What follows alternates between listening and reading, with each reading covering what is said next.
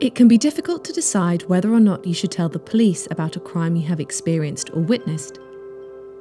You may be worried about what will happen if you do report the crime, but don't worry, Voice is here to help. If you do report your crime, then the police may do an investigation, and there is a chance that the offender will be caught or brought to justice for what they have done.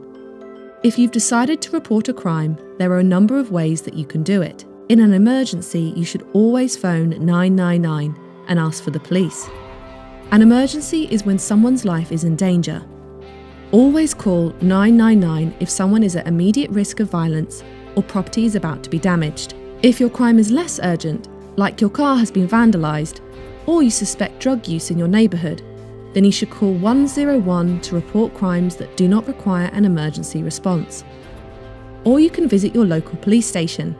There should be someone on the reception desk, and you can ask them if you can talk to a police officer privately.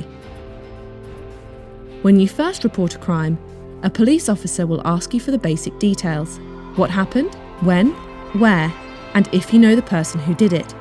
This is known as a statement. Depending on the seriousness of the crime you are reporting, a police officer may visit you at home, take your details over the phone, or you can even visit the station.